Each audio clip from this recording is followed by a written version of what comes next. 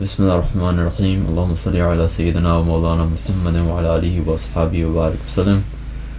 ابو حنیفہ عن القاسم عن القاسم عن ابیہ عن عبد اللہ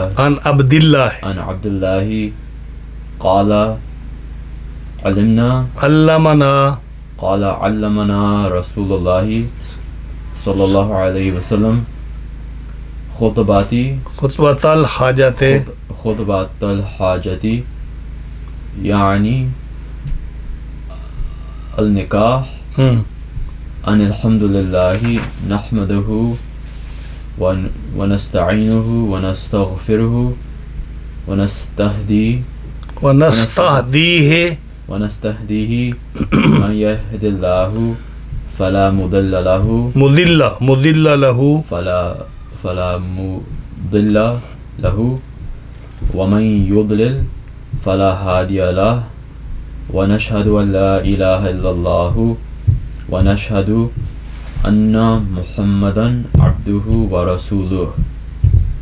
يا أيها الذين آمنوا اتقوا الله حق تقاته ولا تموتن إلا وأنتم مسلمون. واتقوا الله الذي تساءلون به والأرحام إن الله كان عليكم رقيبا.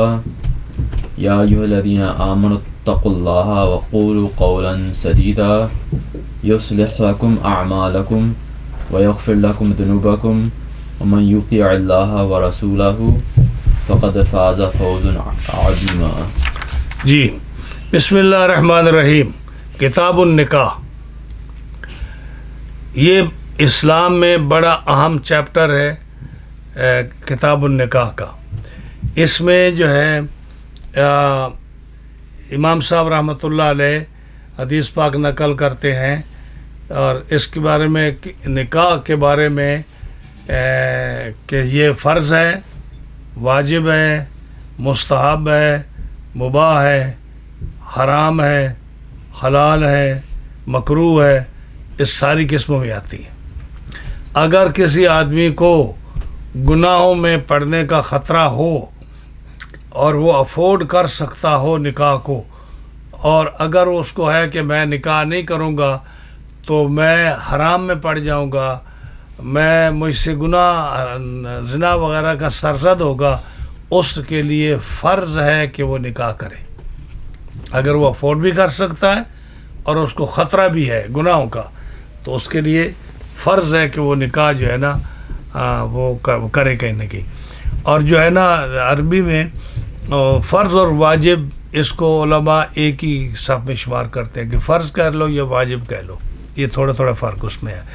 اور اگر ایک آدمی جو ہے اس کو اتنا خطرہ نہیں ہے کہ وہ گناہوں میں پڑے لیکن جو ہے وہ افورڈ کر سکتا ہے تو اس کے لیے نکاح کرنا سنت ہے.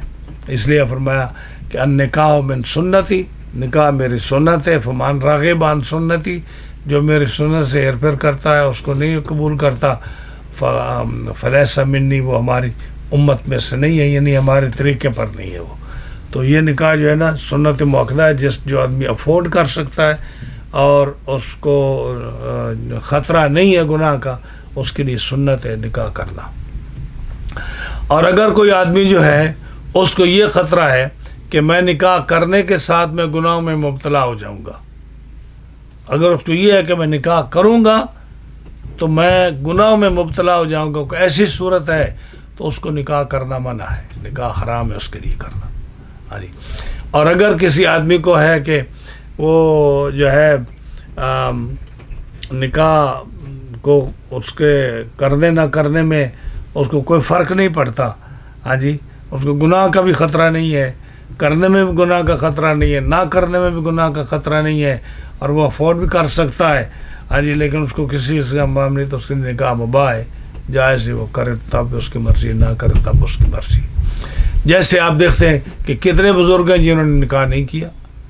داتا صاحب رحمۃ اللہ علیہ کی مثال ہمارے سامنے ہے. انہوں نے نکاح کیا، والدین کے کہنے پر نکاح کیا، لیکن کوئی بچہ نہیں ہوا، انہوں نے اپنی بیوی کو طلاق دے دی، اس کے بعد انہوں نے کوئی نکاح نہیں کیا. یا اسی طرح اور کئی لوگ ہیں جنہوں نے بزرگ ہیں جنہوں نے ساری زندگی نکاح نہیں کیا، اور کئی بزرگ ہیں جنہوں نے نکاح کیا ہے. تو نکاح سنت ہے، موقع ہے، سنت کرنا چاہیے اس کا. یعنی اگر آدمی کو جیسے میں نے بتایا ہے کہ اگر اس کی سچویشن مختلف ہے اس حساب سے نکاح واجب، سنت، مباح، مستحب ہے اس لحاظ سے. لیکن یہ کہ نکاح کو نبی کریم علیہ الصلوۃ والسلام نے فرمایا ہے کہ یہ کرو، اور آپ نے یہ امام صاحب رحمۃ اللہ علیہ حضرت قاسم بن عبد الرحمن سے، وہ اپنے یہ باپ یعنی عبد الرحمن سے، وہ عبداللہ بن مسعود سے یہ روایت نقل کرتے ہیں کہ نبی کریم علیہ الصلوۃ والسلام نے علمنا، آپ نے سکھایا ہمیں، یعنی رسول اللہ صلی اللہ علیہ وسلم نے سکھایا خطبۃ الحاجت یعنی نکاح. اور خطبۃ الحاجت یعنی اس کا ایک نام ہے خطبہ نکاح اور دوسرا نام ہے اس کا خطبہ حاجت. خطبہ حاجت یعنی خطبہ حاجت کو خطبہ نکاح کا نام بھی دیتے ہیں. خطبہ حاجت کا معنی کیا ہے؟ خطبہ نکاح. اس کو خطبہ حاجت کیوں کہتے ہیں؟ کہ انسان کو نکاح کی حاجت اور ضرورت ہے. حاجت معنی ضرورت. انسان کو نکاح کی ضرورت ہے. کیوں ضرورت ہے؟ کہ نسل انسانی کے بڑھنے کا یہ ذریعہ ہے کہ انسان کی نسل بڑھتی ہے، انسان کی اولاد بڑھتی ہے، اس کا قبیلہ بڑھتا ہے، اس کا خاندان بڑھتا ہے. اس کو ضرورت ہے گناہ سے بچنے کے لیے، نکاح کرنے کے لیے. اس کو ضرورت ہے اپنی شہوت نفسانی کو کم کرنے کے لیے اور گناہوں سے بچنے کے لیے، تسکین کے لیے، گھر کی اچھی زندگی گزارنے کے لیے، اولاد پیدا کرنے کے لیے، اپنی نسل بڑھانے کے لیے. یہ ساری حاجات ہیں، ضروریات ہیں. اس لیے اس کو خطبہ حاجت کہتے ہیں. سمجھیں؟ یعنی خطبہ نکاح کو خطبہ حاجت کیوں کہا؟ لأن البشر یحتاج الیہ فی التمدن والمعاشرت. پہلی بات تو یہ کہ انسان کو ضرورت ہے ایک سوسائٹی میں، ایک محلے میں، ایک شہر میں، ایک آبادی میں رہنے کی. اور جو آدمی بغیر شادی کے رہتا ہے اس کو لوگ اس سے دور بھاگتے ہیں. اس کے ساتھ وہ میل ملاپ فیملیوں کا نہیں ہوتا، اس کے ساتھ لوگوں کا وہ آنا جانا نہیں ہوتا جو فیملی والوں کے ساتھ ہوتا. فیملی والا ہے نا تو اس پر انسان بڑا بھروسہ کرتے، یہ دھی بیٹے والا ہے، یہ بیوی والا ہے، ہاں جی یہ محلے میں ہمارے ساتھ رہتا ہے، اس کے بچے ہیں. اس کو بھی احساس ہوتا ہے کہ میرے بچے یہاں رہتے ہیں، اچھا ماحول ہونا چاہیے، اچھا محلہ ہونا چاہیے، میرے ارد گرد اچھی فیملی ہونی چاہیے، لوگوں کے ساتھ میل ملاپ ہوتا ہے. فیملی اس کے گھر آتی ہیں بلا جھجک، یہ ان کے گھر جاتا ہے بلا جھجک. اور اگر ایک اکیلا آدمی ہو تو اس کے گھر کوئی بھی نہیں آتا. یعنی یہ ایک حقیقت بات ہے. تو اس لیے یہ انسان کو بیوی کے ساتھ رہنا، بچوں کے ساتھ رہنا، یہ انسان کی ضرورت ہے. ایک بات. دوسرا وہ قضاء الشہوت ہے. ایک انسان ہے وہ جب تک بغیر شادی کے ہے تو اس کو گناہ میں پڑنے کا خطرہ ہے. اور اگر وہ جو ہے نا شادی اس کی ہے تو جیسے آپ نے فرمایا کہ نکاح سے ایمان، انسان کا نصف ایمان محفوظ ہو جاتا ہے. تو اس لیے کیونکہ اس کی شہوت کا توڑ ہو گیا، اب اس کو جو ہے گناہ کا خطرہ نہیں ہے، تو اس لیے قضاء الشہوت. دوسری بات. تیسرا وہ نظم امور البیت ہے. ایک آدمی اکیلا رہتا ہے نا، اس کی پلیٹ کہیں پڑی ہے، اس کے کپڑے کہیں پڑے ہیں، استری کہیں پڑی ہے، جھاڑو کہیں پڑا ہے، برتن دھوئے ہوئے نہیں ہے، کپڑے صاف نہیں ہے، نکلنے کے لیے جوتا نہیں مل رہا، کس لیے دفتر کوئی چیز نہیں مل رہی. تو نظم امور البیت ہے. بیوی ہوگی تو ہر چیز اپنے اپنے ٹھکانے پر پڑی ہوگی. تیسری بات. چوتھی وہ ابقاء نسل. ایک آدمی ہے، اس کی نسل کے وہ کس کا بیٹا ہے، کس کا باپ ہے، ہاں جی کس کا بھتیجا ہے. جیسے اب دیکھ لو خاندان جو ہیں ان کی نسلیں چلتی ہیں، جی میرے باپ کا یہ نام ہے، دادی کا یہ نام ہے، میرا پردادا ہے سالم تھا، میں فلاں کی اولاد سے ہوں، ہم بہادر لوگ ہیں، ہم سخی لوگ ہیں. آدمی فخر کرتے ہیں. یہ ابقاء نسل یہ چوتھی پانچویں بات ہے. ہاں جی. تو اس لیے نا اس کی ضرورت ہے. تو فرمایا کہ ہمیں رسول اللہ صلی اللہ علیہ وسلم آپ خطبہ نکاح، خطبہ حاجت یعنی خطبہ نکاح آپ سکھایا کرتے تھے. اور وہ کیسے تھا؟ ان الحمد للہ ہے. اب یہاں ان الحمد کہا، ان الحمد بھی کہہ سکتے ہیں، ان الحمد للہ ہے. ہاں جی. یا آپ یہ بھی ان نہ بھی کہو تو الحمد للہ بھی کہہ سکتے ہو. جیسے خطبہ شروع ہوتا ہے نا الحمدللہ نحمدہ ونستعینہ ونستغفرہ، تو یہاں ان الحمد بھی کہہ سکتے ہیں کہ بے شک، ان مانا تحقیق، بے شک، ویریلی، بے شک حمد اللہ کے لیے ہے. ان الحمدللہ، انل اس کا بھی وہی معنی بنتا ہے. ان الحمد کہہ دیں، انہوں نے ان الحمد کہا ہے، ان الحمدللہ، ان الحمدللہ ہے. اب ایک بات اور یاد رکھیں، اب چونکہ آپ پڑھ رہے ہیں تو آپ کو ہر بات سمجھانا ضروری ہے. جب ابتداء کلام میں آئے تو انا بولا جاتا ہے. کیا 5 حروف ہیں؟ انا، انا، کانا، لیتا، لاکنہ، لال، 6 حروف. 6 حروف وہ ہیں جو آئیں تو اسم کو زبر دیتے ہیں اور خبر کو پیش دیتے ہیں. یعنی ان 6 حروف کا انا، انا، کانا، لیتا، لاکنہ، لعلہ، ان میں سے جو بھی آ جائے ان کا ایک اسم ہوتا ہے، ایک خبر ہوتی ہے. اسم پر زبر ہوگی اور خبر پر پیش ہوگی. تو اب اگر جو ہے یہ اگر دوسری کلام کی انا کہاں آتا ہے، انا کہاں آتا ہے، اب زبر زیر تو نہیں ہوتی نا عربی میں، تو آپ کو کیسے پتہ چلا؟ تو جو ابتدا میں آئے وہ کیا ہوتا ہے؟ انا. کیا ہوتا ہے؟ انا. انا. سمجھ آئی؟ اب دیکھیں قرآن مجید کی کتنی آیتیں ہیں. ان الذین آمنوا وعملوا الصالحات. ان الذین، یہ ان الذین آیت جب شروع ہوتی ہے تو کیسے شروع ہوتی؟ ہاں، انا انزلناہ فی لیلۃ القدر. انا انزلناہ یا انا انزلناہ؟ ہاں، ان مع العسر یسرا ہے یا ان مع العسر یسرا ہے؟ تو اب قاعدہ کا پتہ چلا نا کہ شروع میں جب پڑھیں گے تو کیا ہوگا؟ اب اگر یہ اب اگر آپ نے یہ خطبے کی ابتدا میں پڑھنا ہے تو انا سے پڑھیں گے یا انا سے پڑھیں گے؟ ہاں، انا پڑھیں گے. یہ کلیئر ہو گیا. اب اگر اس کا جو پہلا ہوگا اسم ہوگا، پہلے جو ہوگا وہ کیا ہوگا؟ اسم، اور اسم کو زبر دیتا ہے تو کیا پڑھیں گے؟ ان الحمدو، ان الحمدہ، ان الحمدے. کیا پڑھیں گے؟ بولیں یار. ان الحمدہ. کیا پڑھیں گے؟ کیوں کہ انا جو ہے وہ اپنے اسم کو زبر دیتا ہے. ان الحمدہ. ٹھیک ہے؟ تو یہ چیزیں بھی اب آپ نے سیکھنی. اب آپ نے پڑھنا شروع کیا تو آپ کو اس کا اعراب کا بھی پتہ ہونا چاہیے کہ کہاں کیا پڑھنا ہے. تو یہ یہاں ان الحمدو ہے، ان الحمدو، ان الحمدو.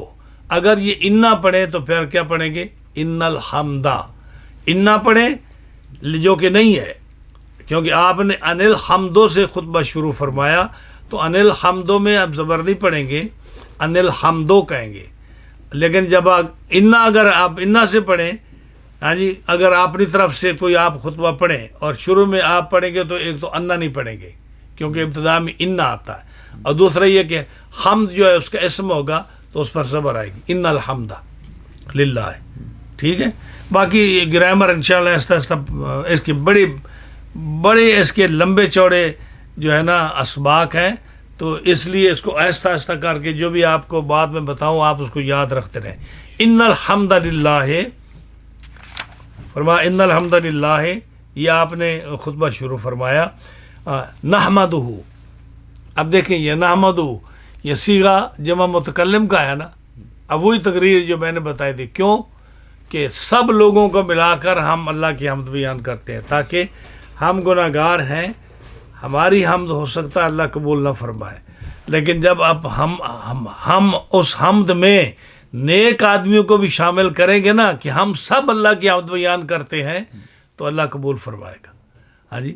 تو حالانکہ حضور صلی اللہ علیہ وسلم خطبہ تو ایک آدمی کو سکھا رہے ہیں نا، عبداللہ بن مسعود کہتے ہیں، لیکن آپ نے سب کو شامل کیا. نحمدہ، ہاں جی، ہم حمد اللہ کی بیان کرتے ہیں. وَنَسْتَعِينُهُ، اور ہم اس کی مدد طلب کرتے ہیں. وَنَسْتَغْفِرُهُ، اور ہم اس سے استغفار طلب کرتے ہیں. وَنَسْتَهْدِيهِ، اور ہم اس سے ہدایت طلب کرتے ہیں.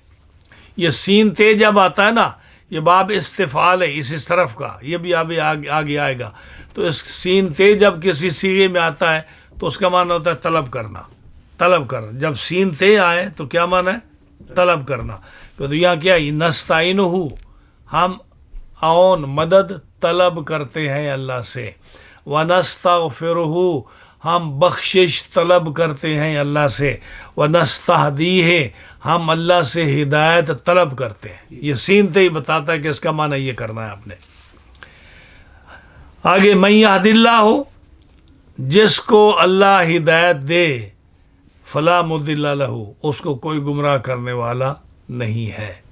ومن یضلل، اور جس کو اللہ گمراہ کرے، ہاں جی، فلا ہادی لہ، اس کو کوئی ہدایت دینے والا نہیں۔ اب دیکھو اللہ تو کسی کو گمراہ نہیں کرتا، یہ نسبت اللہ کی طرف کرنا کہ اللہ گمراہ کرنے والا ہے، ہاں جی، اللہ تو گمراہ نہیں کرتا کسی کو، ہاں جی۔ یا قرآن میں آتا ہے کہ یضل بھی کثیرا ویہدی بھی کثیرا، قرآن بہت لوگوں کو گمراہ کرتا ہے، بہت لوگوں کو ہدایت دیتا ہے۔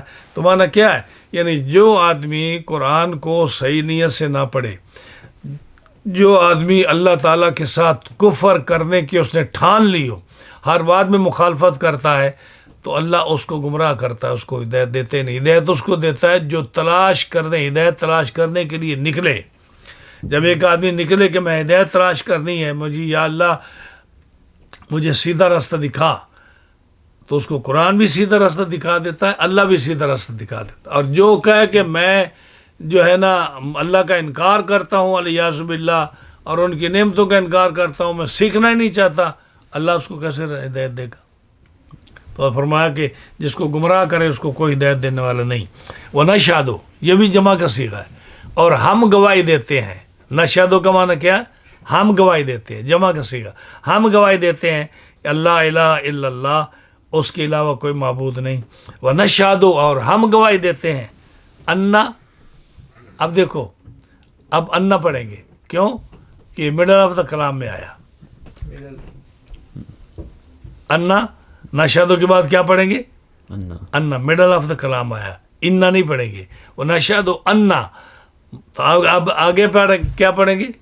محمدن یا محمدن یا محمدن، کیونکہ اسم ہے محمدن، اور اس کے آگے جو ہے یہ خبر ہے، اس پر پیش آئے گی، تو کیا پڑھیں گے؟ محمدن، نہیں، محمدن تو اسم ہو گیا نا، اس کے آگے خبر ہے۔ اگلا جملہ، اگلا لفظ کیا ہے؟ عبدہ، عبدہ نہیں پڑھیں گے کیونکہ یہ خبر ہے۔ عبدہ و رسولہ، صحیح ہے۔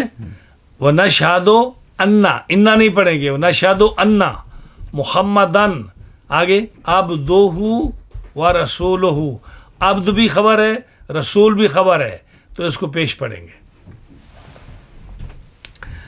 اوکے، اب جو خطبہ آپ صلی اللہ علیہ وسلم نے پڑھایا، یہ تو ہے خطبہ جس میں اللہ کی حمد و ثنا ہے، رسول اللہ صلی اللہ علیہ وسلم کی گواہی ہے۔ اس کے آگے آپ صلی اللہ علیہ وسلم نے خطبہ نکاح میں 3 آیات پڑھی تھیں۔ ایک آیت سورۃ نساء کی پہلی آیت، اور ایک سورۃ نساء کی آیت ہے جو 4 پارے میں آتی ہے، پتہ نہیں نمبر اس کا کیا ہے، یہ پہلا سپارہ، 4 سپارے کا پہلا رکوع جب ختم ہوتا ہے، ایک وہ ہے 4 سپارے کا، ہاں جی 4 سپارے کا غالباً ہے، یا ایھا الذین آمنوا اتقوا اللہ حق تقاتہ، ہاں جی ایک یہ ہے۔ یہ کون سے سپارے میں ہے؟ 4 سپارے میں، 4 سپارے میں ہے، سورۃ نساء کی بگننگ، ہاں 4 سپارے میں، اور جو ہے نا، اور ایک 22ویں پارے میں سورج جو ہے نا احزاب، اس کی آخری رکوع کی آیت ہے۔ یہ 3 آیتیں آپ نے خطبہ نکاح میں پڑھی ہیں۔ آج بھی جو آدمی خطبہ نکاح پڑھتا ہے تو خطبے کے بعد، یعنی جو پہلا خطبہ ہے اس کا پہلے حصے کے بعد قرآن مجید کی یہ 3 آیات پڑھی جاتی ہیں۔ یہ اس لیے پڑھی جاتی ہیں کہ اس کے اندر تقوی کا لفظ ہے، اور تقوی جو ہے، تقوی کا لفظ جو ہے نا، وہ آیتیں پڑھی جاتی ہیں جس میں تقوی کا لفظ ہے، اور یہ اس لیے پڑھی جاتی ہیں کہ انسان جو ہے اپنی بیوی کے ساتھ، اپنے اہل و عیال کے ساتھ جو ہے ان انصاف نہیں کر سکتا، اور وہ حق مارے گا، حقوق و العباد پورے نہیں کر سکتا جب تک کہ وہ متقی پرہیزگار نہ ہو۔ اگر تقوی ہوگا اس کے اندر، یعنی اللہ کا ڈر ہوگا، تو پھر وہ عدل و انصاف کرے گا اپنی بیوی کے ساتھ اور اپنے اہل خانہ کے ساتھ۔ اگر یہ نہیں ریزن ہے، میں آپ کو بتا رہا ہوں کہ یہ ریزن ہے ان آیتوں کے پڑھنے کا، کہ ورنہ آپ نے یہ 3 آیتیں کیوں پڑھی؟ پورے قرآن میں باقی آیتوں کو چھوڑ کر یہ 3 آیتیں کیوں پڑھی؟ اس میں پڑھی کہ تینوں آیتوں میں تقوی کا لفظ ہے، اور انسان نہ عدالت سے ڈرتا ہے، نہ انسان لوگوں کی باتوں سے ڈرتا ہے، نہ انسان کو خدا کا خوف ہوتا ہے اس معاملے میں۔ جب بیوی خاوند بیوی میں لڑائی جھگڑا شروع ہو جائے، جب اس کی 4 بیویاں ہوں اور اس کے اندر عدل و انصاف کا موقع آ جائے، جب انسان کی جائیداد کا مسئلہ آ جائے، جب انسان کا جو ہے نا ان باتوں میں کسی سے اختلاف ہو جائے گھر والوں میں سے، تو انسان کسی چیز کا خیال نہیں کرتا سوائے اس کے جب اس کے دل میں اللہ کا خوف ہو۔ تو اس لیے فرمایا کہ وہ آیتیں پڑھی حضور نے خطبے میں کہ جو انسان تقوی کو جب ذہن میں رکھے گا، ان آیتوں کو رکھے گا، تو کبھی اپنی بیوی بچوں کے ساتھ زیادتی نہیں کر سکے گا۔ اس لیے یہ قرآن کی آیتیں تقوی والی پڑھی گئیں۔ یا ایھا الذین آمنوا اتقوا اللہ حق تقاتہ، اے ایمان والو اللہ سے ڈرو حق تقاتہ، جیسا ڈرنے کا حق ہے، یعنی زبانی کلامی نہیں۔ ولا تموتن الا وانتم مسلمون، اور تمہاری موت نہ آئے مگر اس حالت میں کہ تم مسلمان مرو۔ یعنی جو آدمی تقوی اختیار نہیں کرے گا، جو بیوی کے حقوق ادا نہیں کرے گا، جو حقوق و عبادت کا خیال نہیں رکھے گا، گویا کہ اس کی موت ایمان پر واقع نہیں ہوئی۔ دوسری آیت واتقوا اللہ الذی تساءلون بہ والارحام، یہ پوری آیت جو ہے، پوری آیت نے ذکر کی، ایک جملہ ذکر کیا۔ اس کا مطلب یہ کہ اے ڈرو تم، اے لوگو ڈرو تم اس رب سے جس کا تم نام لیتے ہو، ہاں جی، جس کے ذریعے سے تم سوال کرتے ہو۔ اللہ کے نام پر مجھے دے دو، اللہ کے نام پر مجھے معاف کر دو، اس اللہ سے ڈرو۔ جب تمہیں مصیبت بنے تو تم اللہ کا نام لے کر بچتے ہو نا، اس اللہ سے ڈرو اور تقوی اختیار کرو۔ آپ نے ایک آیت یہ پڑھی، اور ایک آیت آپ نے پڑھی ہے ایمان والو اللہ سے ڈرو وقولوا قولا سدیدا، اور اچھی بات کہو، جو مصلح اصلاحی بات ہے وہ کہو۔ یصلح لکم اعمالکم، جب اچھی بات کہو گے تو اللہ تعالیٰ تمہارے اعمال کو درست کرے گا، تمہاری بخشش فرما دے گا، تمہارے گناہ کو معاف کر دے گا، اور جو اللہ اور رسول کی اطاعت کرتا ہے وہی کامیاب ہے۔ تو اس خطبے میں سے یہ لفظی باتیں نہیں ہیں، یہ پریکٹیکلی رسول اللہ صلی اللہ علیہ وسلم نے وہ آیتیں بتائیں، اور اس کا ریزن یہ بتایا کہ انسان اس پر غور کرے گا، تقوی اور خوف اللہ کا اس کے دل میں ہوگا، تو وہ صحیح حقوق اللہ، حقوق العباد کرے گا، اپنے بیوی کے حق، اپنے بچوں کے حق، اپنے فیملی کا حق اور حقوق العباد پر خیال رکھے گا۔ اگر اس کو خدا کا ڈر نہیں تو کتنے بڑے بڑے علامے، کتنے بڑے بڑے پڑھے لکھے لوگ، وہ کتنے بیویوں کے حق مارتے ہیں، جائیداد نہیں دیتے، ان کا جو ہے خیال نہیں کرتے، برا بھلا کہتے ہیں، ہاں جی۔ تو یہ صرف اور صرف تب ہوتا ہے جب انسان کو اللہ کا خوف ہو۔ اسی لیے وہ آیتیں خطبے میں بیان کی گئیں جن میں تقوی اور پرہیزگاری کا حکم ہے۔ جی، اب ایک مسئلہ اور، یہ چونکہ خطبے کا ذکر آیا نا، اب یہ خطبہ ضروری ہے۔ حضرت سفیان ثوری کہتے ہیں کہ بعض علماء نے کہا کہ خطبے کے بغیر بھی نکاح جائز ہے، یعنی اگر کہیں ایسا ہوتا ہے کہ نکاح، آپ مولوی صاحب چونکہ مان رہے ہیں، لوگ مسئلہ پوچھیں گے، کہیں اتفاق ایسا ہوتا ہے کہ خطبہ نکاح پڑھا دیا کسی نے، خطبہ نہیں پڑھا، اب لوگ شور میں جب جی نکاح ہوا ہی نہیں کیونکہ خطبہ نہیں ہوا، نہیں، نکاح ہو جاتا ہے، کیونکہ نکاح کے لیے شرط کیا ہے؟ ایجاب و قبول، میاں بیوی ایجاب و قبول کریں اور 2 گواہ مسلمان ہوں، مسلمان گواہ ہوں، دو مسلمان گواہ ہوں، اس سے نکاح ہو جاتا ہے۔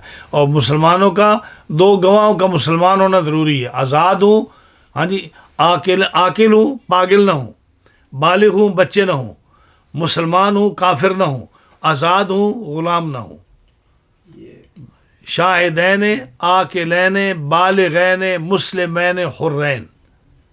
یہ عورت سے ان کا کوئی رشتہ ہونا ضروری ہے؟ نہیں، کوئی ضروری نہیں، کوئی بھی 2 نکاح مسلمان گواہ ہو جائے، ہاں جی۔ تو یہ خطبہ جو ہے یہ اس لیے ضروری ہے کہ نبی کریم علیہ السلام نے فرمایا کل خطبۃ لیس فیہا تشہد، جو خطبہ پڑھے اور آس میں اشہد ان لا الہ الا اللہ و اشہد ان محمدن کے الفاظ نہ ہوں، وہ ایسے جیسے کسی کا ہاتھ ہو لیکن پیرالائزڈ ہاتھ ہو۔ خطبہ تو ہو جائے گا بغیر شہادت کے، لیکن جیسے ہاتھ پیرالائز ہوتا ہے انسان کا، ایسے ہوگا۔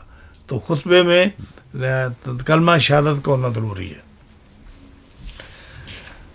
جی، اور دوسرا یہ کہ نکاح جو ہے ایک اور بات بڑی ضروری ہے. بعض لوگ پوچھتے ہیں جی دو میاں بیوی اگر کسی کو گواہ نہ بنائے, اللہ رسول کو گواہ بنا کر وہ نکاح کر لیں تو نکاح ہو جاتا ہے؟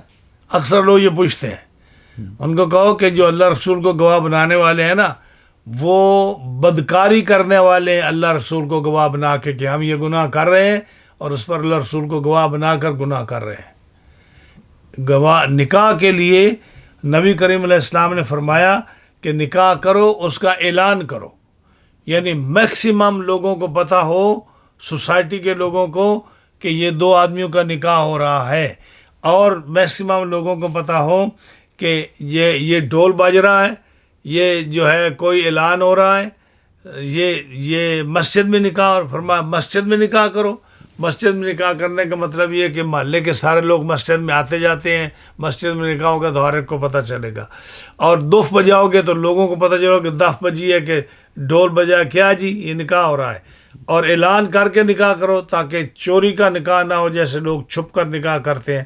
تو جو آدمی بغیر گواہوں کے اللہ رسول کو گواہ بناتے ہیں تو کیا کرتے ہیں؟ بدکاری کرتے ہیں. کہ چھپتے کیوں ہیں؟ چھپنے کی وجہ یہی ہے کہ کسی کو پتہ نہ چلے. اگر پتہ چلے گا تو ہمارا نکاح روک لیں گے لوگ, اس لیے وہ نکاح نہیں ہوتا. اس میں کوئی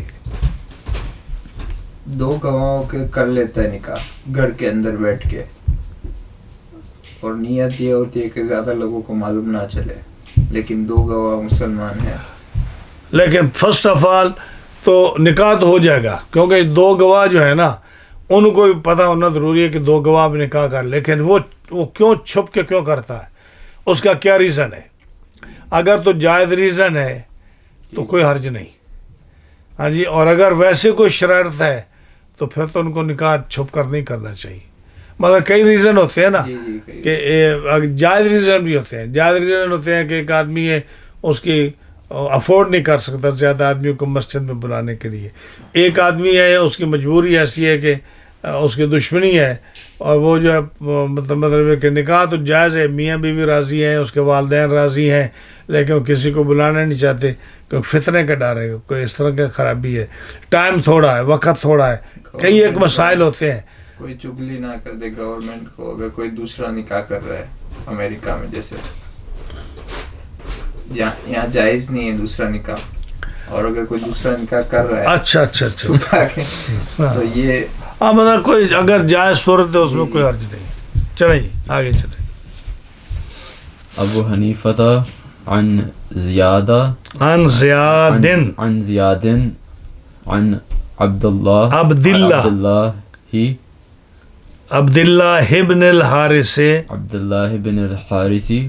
عن ابی موسیٰ قال رسول اللہ صلی اللہ علیہ وسلم تزوجوا فإنی مقاصر بکم الامم. جی ابو حنیفہ تھا. اب یہ میں بتاؤں, دیکھیں نا اپنا مولانا یہ کیسے شروع ہوتا ہے؟ ابو حنیفہ تھا. ہاں یہ ابا حنیفہ نہیں کہا, ابی حنیفہ نہیں کہا. جب شروع ہوگا تو کیا ہوگا؟ ابو حنیفہ, ابو بکر, ابو عثمان. یہ واو جو ہے نا یہ پیش کی نشانی ہے, یعنی یہ اعراب رفعی ہے, پیش والا اعراب ہے. سمجھ آئی؟ جیسے پیش ہوتی ہے نا یہ واو بھی پیش والی نشانی ہے. ایک ہی بات. ورنہ آپ دیکھیں گے بہت ساری جگہ ابی حنیفہ آتا ہے, ابا حنیفہ آتا ہے, وہ عامل پیچھے جو ہے نا وہ زبر دینے والا, زیر دینے والا. یہاں جو ہے نا ابتدا میں جب آئے تو کیا پڑھیں گے؟ ابو حنیفہ تھا. اچھا من جو ہے 17 حروف ہیں جو زیر دیتے ہیں, 17 حروف ہیں جو کیا کرتے ہیں؟ زیر دیتے ہیں. اس کے آگے حرفات تو زیر پڑھیں گے. ہاں جی باؤ یہ لکھنا ہے آپ نے, باؤ تاؤ کافو لامو واؤ منزو مزخلا ربا حاشا من عدا فی ان علا حتی الہ. ان 17 حروف میں سے جو بھی آ جائے اگلے حرف کا وہ زیر ہوگی اس پر. باؤ تاؤ کافو لامو واؤ منزو مزخلا ربا حاشا من عدا فی ان علا حتی الا. تو باؤ تاؤ کاف و لام و واو منزو مزخلا ربا حاشا من عدا فی ان علا حتی الا. تو ان ہے نا, تو ان دیکھیں ان زیادن پڑھیں گے نا پھر ان زیادن. ان عبداللہ, پہلے جو لفظ ہے نا عبد, اس پر زیر آئے گی. ان عبداللہ. اب آگے عبد جب ہے تو آگے اللہ پر بھی زیر آئے گی, عبداللہ. ہبنے پہ بھی زیر آئے گی, الحارث پر بھی زیر آئے گی. یہ اور اس کی ترکیب بنتی ہے. ان ابی موسیٰ, ابی جو ہے نا یہ زیر کا اعراب ہے. ابی, ابو نہیں, ان ابو نہیں, ان ابا نہیں, ان ابی. آپ کو سمجھ آ رہی؟ ہاں. تو یہ چیزیں جو ہے نا آپ کو سیکھنی چاہیے کہ ابو حنیفہ حضرت زیاد سے روایت کرتے ہیں, وہ عبداللہ بن حارث سے کرتے ہیں, وہ ابی موسیٰ سے کرتے ہیں. کیا کالا کہا رسول اللہ صلی اللہ علیہ وسلم نے. یہ رسول ہو جو ہے نا یہ پیش اس لیے ہوگی کالا کے بعد فعل کے, جب اب کالا کے بعد آتا ہے نا تو وہ فاعل ہوتا ہے, اور فاعل مرفوع ہوتا ہے, پیش ہوتی ہے اس پر. کالا رسول اللہ صلی اللہ علیہ وسلم, نبی کریم علیہ السلام نے کیا فرمایا؟ تزوجو, یہ امر کا صیغہ ہے, نکاح کرو. آپ نے کیا فرمایا؟ نکاح کرو, یہ حکم ہے آپ کا. تو اس لیے جو ہے نا نکاح جو ہے یہ ڈیپینڈ کرتا ہے کہ کون سی صورت ہے. اگر ایک آدمی کر سکتا ہے اور گناہ کا خطرہ ہے تو نکاح واجب اور فرض ہے. ہاں جی, اور ورنہ سنت ہے. نکاح کرو کیوں؟ ریزن کیا ہے؟ فَإِنِّي مُقَاصِرٌ, اس لیے کہ میں فخر کروں گا بِكُمُ الْأُمَمْ, تمہاری وجہ سے باقی امتوں پر. قیامت کے دن کتنی صفحے ہوں گی؟ قیامت میں 120 صفحے ہوں گی, اور میری امت کی صفحے کتنی ہوں گی؟ 80. تو فرمایا نکاح کرو, زیادہ بچے پیدا کرو, زیادہ مطلب میری امت کو بڑھاؤ. ریزن کیا ہے کہ جتنے زیادہ لوگ مسلمان ہوں گے اتنا میں باقی امتوں پر فخر کروں گا کہ میری امت سب سے زیادہ ہے. ہاں جی, تو یہ ریزن ہے. ہاں جی, فَإِنِّي نکاح کرو, فَإِنِّي مُقَاصِرٌ بِكُمُ الْأُمَمْ, نکاح کرو کیونکہ میں مقاصرن, زیادہ امت کی زیادتی کا, مقاصر کثرت سے ہے نا, کثرت سے, کہ میں کثرت امت ہونے کی وجہ سے بِكُمُم, تمہاری وجہ سے, تمہارے سبب سے, ہاں جی, باقی امتوں پر فخر کروں گا. نبی کریم علیہ السلام نے فرمایا کہ حدیث میں, مرفوع حدیث ہے, کہ امراتن ولودن احب الی اللہ تعالی من امرۃ حسنہ. بعض بندے کہتے ہیں کہ ہم خوبصورت عورت سے شادی کریں گے, ہاں جی, اور وہ بچے نہیں دیتی, بانج ہے. فرمایا اس خوبصورت عورت سے بہتر ہے کہ تم ایسی عورت سے نکاح کرو جو بچے پیدا کرنے والی ہو, چاہے وہ اتنی خوبصورت نہ بھی ہو. ہاں جی, کیوں کہ میں فخر کروں گا قیامت کے دن میری امت زیادہ ہے. ہاں جی, لم تلد انی مقاصر بکم الامم, میں جو ہے نا میں فخر کروں گا اپنی کثرت امت کی وجہ سے قیامت کے دن. اسی طرح ایک جگہ میں فرمایا تزوج الولود الودود, نکاح کرو تم ولود سے جو زیادہ بچے پیدا کرنے والی عورت ہو, ودود محبت کرنے والی بھی ہو, محبت کرنے والی بھی ہو, بچے زیادہ پیدا کرنے والی بھی ہو, بانج نہ ہو, عمر رسیدہ نہ ہو, جو بچے پیدا نہ کرے. فَإِنِّي مُقَاصِرٌ بِكُمْ, ریزن کیا ہے کہ میں قیامت کے دن اپنی امت کے زیادہ ہونے پر میں فخر کروں گا باقی امتوں پر. یہ ساری حدیثیں جو آ رہی ہیں نا اسی طرح کیا, اس کا مین مقصد یہی ہے کہ آپ فرماتے ہیں کہ میں اپنی امت کے زیادہ ہونے پر قیامت کے دن باقی امتوں پر فخر کروں گا, اس لیے تم ایسی عورت سے نکاح کرو جو بچے زیادہ پیدا کرے. جی اگلی حدیث, ایک اور حدیث پڑھیں بس پھر. ابو حنیفہ عن عبداللہ ابن دینار عن ابی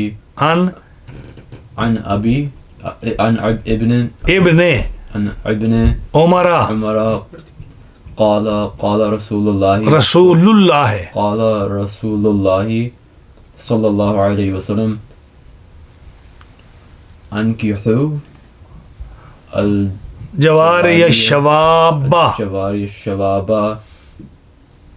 فإنہن فإنهن انتج ارحاما أنتج أرحاما واطيب افواها وأطيب أفواها اطيب افواها أطيب أفواها واعز اخلاقا. وأعز أخلاقا. جی یہ حدیث پاک جو ہے یہ بھی دیکھو نا ابو حنیفہ کا لفظ آیا کیونکہ یہ رفیع حالت ہے. ابو حنیفہ نعمان بن ثابت جو ہے نا یہ انہوں نے یہ حدیث اس لیے لائے کہ باکرہ عورت کنواری عورت کے ساتھ نکاح کرنے کی کیا فضیلت ہے. امام صاحب کے نکاح کرنا ہو تو کس عورت سے کرو؟ کنواری عورت سے نکاح کرو. اس پر حدیث پاک لائے ہیں آپ. ہاں جی. امام ابو حنیفہ رحمۃ اللہ علیہ فرماتے ہیں حضرت عبداللہ بن دینار سے، اور وہ روایت کرتے ہیں حضرت عبداللہ بن عمر رضی اللہ تعالی عنہما سے، اور وہ حدیث بیان کرتے ہیں رسول اللہ صلی اللہ علیہ وسلم سے. آپ نے فرمایا کہ انکحوا الجواری الشواب، نبی کریم علیہ السلام نے فرمایا نکاح کرو جواری لڑکیوں سے جو جوان کنواری لڑکیاں ہوں. شباب جو ہے نا نوجوان لڑکیوں کو کہتے ہیں، اور جو ہے باکرہ لڑکی جو ہے نوجوان لڑکی جس کا پہلی دفعہ جس کا نکاح ہوا ہونے والا ہو اس کو جواری شباب بولتے ہیں. اور جواری جو ہوتے ہیں نا یہ لڑکیاں نہیں، یعنی لڑکیاں جو جوان ہوں باکرہ ہوں ان سے نکاح کرو جس سے پہلی دفعہ شادی ہو رہی ہے. نبی کریم علیہ السلام نے اس کو پریفر فرمایا. فَإِنَّهُنَّ اس کا ریزن کیا ہے؟ فرمایا کہ جب تم جوان کنواری لڑکیوں سے نکاح کرو گے، فَإِنَّهُنَّ وہ جو کنواری لڑکیاں جوان ہیں، أَنْتَجُ أَرْحَامًا ان کا نتیجہ زیادہ واضح ہوگا رحم کی حالت میں. ارحام یعنی ان کے جو رحم ہیں، ووم جو ان کے ہیں، ان میں جو بچہ پیدا کرنے کی صلاحیت ہے وہ زیادہ نتیجہ خیز ہوگی. یعنی بوڑھی سے نکاح کرو گے تو حمل ٹھہرنے کا جو ہے نا نتیجہ اچھا نہیں ہے.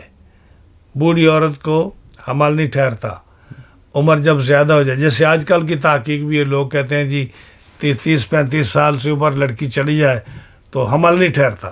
ہاں جی یہ آج کی تحقیق ہے نا. تو نبی کریم علیہ السلام نے اس وقت فرمایا کہ تم اگر جوان لڑکی سے نکاح کرو گے تو اس کا فَإِنَّهُنَّ أَنْتَجُ اسم تفضیل کا صیغہ ہے، یعنی اس کا نتیجہ اچھا نکلتا ہے. کس کے؟ ارحامن، اس کے رحم کا نتیجہ اچھا نکلتا ہے. یعنی اس کے پیٹ میں بچہ ٹھہر سکتا ہے، حمل ٹھہر سکتا ہے، بچے ملنے کے زیادہ چانسز ہیں. اس لیے تم جوان عورت سے نکاح کرو. ایک بات. دوسرا فرمایا وَأَطْيَبُ أَفْوَاهًا اس کے منہ میں خوشبو ہے. منہ میں خوشبو کیا؟ جوان لڑکیوں کے منہ میں خوشبو ہے.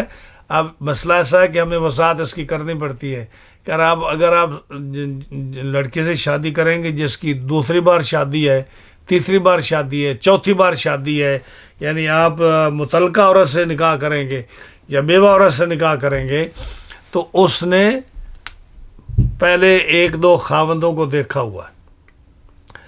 اب آپ جو ہے اگر آپ کے اندر کوئی کمزوری ہوئی مالی لحاظ سے یا جسمانی لحاظ سے یا اخلاقی لحاظ سے تو اس نے وہ پہلے کچھ دیکھا ہوا ہے تو ہو سکتا ہے وہ آپ کو ریجیکٹ کر دے، ہو سکتا ہے آپ سے وہ محبت سے بات نہ کرے.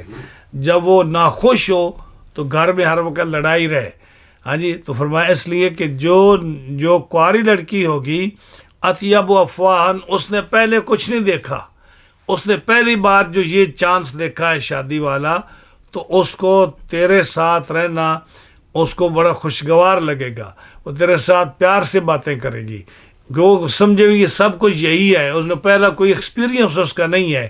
تو اس لیے نبی کریم علیہ السلام نے فرمایا اس کے منہ میں خوشبو ہوگی، یعنی آپ سے پیار بھری باتیں کرے گی. اس کے منہ میں خوشبو ہوگی کیونکہ اس کا جو ہے نا لعاب، اس کے منہ کا جو بوسہ لینا دینا ہے اس کے اندر مٹھاس اس لیے ہوگا کہ اس نے پہلے کوئی ایکسپیرینس نہیں ہے، وہ آپ کے ساتھ محبت کرے گی. اطیب افواہن کا یہ مطلب ہے. اور تیسرا فرمایا وَأَعَزُّ أَخْلَاقًا اس کا اخلاق بھی اچھا ہوگا، کیونکہ جب اس نے پہلے کسی خاوند کو نہیں دیکھا تو وہ آپ پر مار مٹے گی، وہ آپ کو ہی سب کچھ سمجھے گی، کہ اس کا پہلا ایکسپیرینس نہیں ہے جی۔ جیسے آپ پوری دنیا میں پھر کر آئیں اور اب کسی شہر میں جائیں شاپنگ کے لیے، تو آپ کا دل نہیں لگے گا میں نے پیرس دیکھا ہوا ہے، میں نے جرمنی دیکھا ہوا ہے، میں نے ٹوکیو دیکھا ہوا ہے، میں نے فلاں ملک دیکھا ہوا ہے، وہاں بہت اچھی چیزیں ملتی ہیں، یہاں کوئی چیز نہیں ملتی، وہاں پھر جائیں گے۔ اسی طرح اگر کسی آدمی نے پہلے شادی کی ہے، اس نے خاوند پہلے دیکھے ہیں ہاں جی، یا اس نے بیویاں پہلے دیکھی ہیں، تو اس وقت جو ہے نا اس کی نظر میں وہی خیال آتا رہے گا، آپ کے ساتھ اخلاقی طور پر بھی وہ فٹ نہیں بیٹھے گی، پیار کے لحاظ سے بھی فٹ نہیں بیٹھے گی۔ اس لیے نبی کریم علیہ السلام نے فرمایا کہ کنواری لڑکیوں کے ساتھ نکاح کرو گے تو تمہاری زندگی اچھی گزرے گی، اور اگر تم جو ہے باکرہ سیبہ عورت سے نکاح کرو گے، جس کو طلاق ہوئی ہے، جس کے بچے پہلے ہیں، جو شادی شدہ تھی پہلے، تو اس کو پہلا خاوند اگر اس کا اچھا تھا تو کبھی بھی آپ کو ایکسیپٹ نہیں کرے گی، آپ کے ساتھ لڑائی جھگڑا ہر وقت رہے گا۔ اس لیے فرمایا کنواری لڑکیوں سے نکاح کرو۔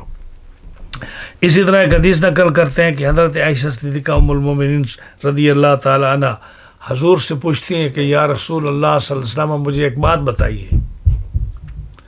ام المومنین فرماتی ہیں کیونکہ حضرت عائشہ ایسی تھیں جو حضور کی ساری بیویوں میں وہ کنواری تھی، باقی ساری بیوہ تھی، تو حضور صلی اللہ علیہ وسلم سے پوچھتی ہیں یا رسول اللہ مجھے ایک بات بتائیے۔ آپ نے فرمایا پوچھ۔ کہتے ہیں کہ اگر آپ اپنے اونٹ کو لے جائیں چرانے کے لیے اور آپ درخت دیکھیں جس کو پہلے اونٹ چر کر چلے گئے ہوں، اور وہ درخت جو ہے اس کے اوپر سبزہ نہ ہو، ٹنڈا منڈا ہو، اور اس کے ساتھ ایک اور درخت ہو جس کے اوپر سارا سبزہ موجود ہو، اور کسی اونٹ نے اس کو نہ چرا ہو، تو آپ اونٹ جو ہے کون سے درخت سے چرائیں گے؟ جو چر چکا ہے یا جس پر سارا سبزہ موجود ہے؟ آپ کون سے اونٹ سے اپنا کون سے درخت سے اپنے اونٹ کو چرائیں گے؟ تو نبی کریم علیہ السلام نے فرمایا عائشہ میں اس درخت پر اپنے اونٹ کو لے جاؤں گا جس پر سبزہ موجود ہے۔ تو اشارہ ان کا یہ تھا کہ آپ کی دوسری بیویاں جو تھیں وہ ساری وہ ہیں جو پہلے شادی شدہ تھیں، ایک میں ہی ہوں جو باکرہ ہوں، تو آپ کو میرے ساتھ وہ محبت ہونی چاہیے جو دوسری عورتوں سے محبت نہیں ہونی چاہیے، اس لیے کہ میں جو ہے میں کسی کے ساتھ میری پہلے شادی نہیں ہوئی، آپ کے ساتھ میری شادی ہوئی جب میں باکرہ تھی۔ تو یہ ام المومنین رضی اللہ تعالیٰ عنہ آپ نے یہ مثال دی نبی کریم علیہ السلام سے، آپ نے یہ فرمایا ہاں جی۔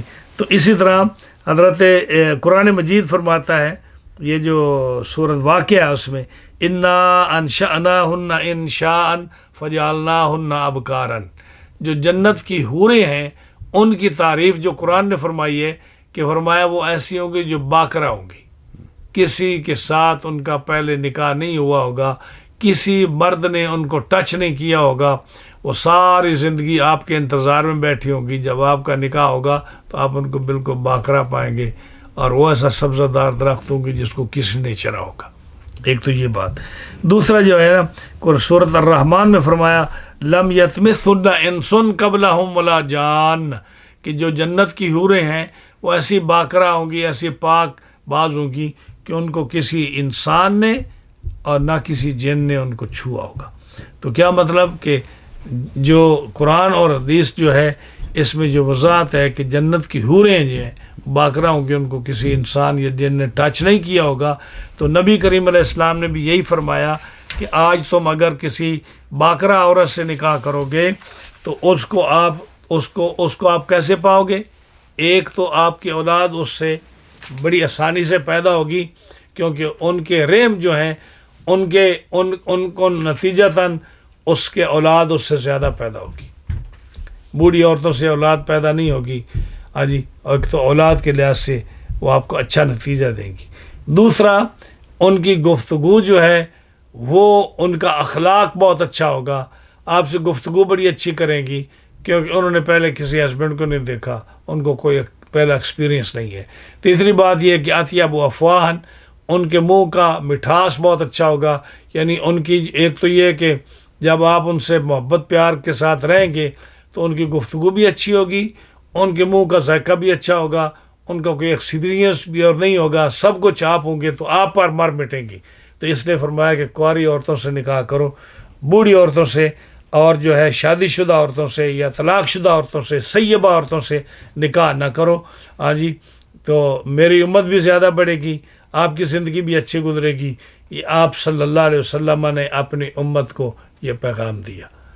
تو اس لیے یہ نکاح جو ہے نا یہ بڑی اچھی چیز ہے, اس طرح سے کرنا چاہیے. انشاءاللہ اگلی جو حدیث پاک ہے نا اس میں آپ نے فرمایا کہ 5 عورتوں سے نکاح نہ کرو, اس کی نشانی بتائیں, جو ایسی عورت ہو, جو ایسی عورت ہو, جو ایسی عورت ہو, جس کے اندر یہ بات ہو, جس کے اندر یہ بات ہو, ان سے نکاح نہ کرو. تو اگلی حدیث انشاءاللہ اگلا درس جو ہوگا اس میں وہ حدیث وضاحت سے آئے گی انشاءاللہ العزیز. جزاکم اللہ.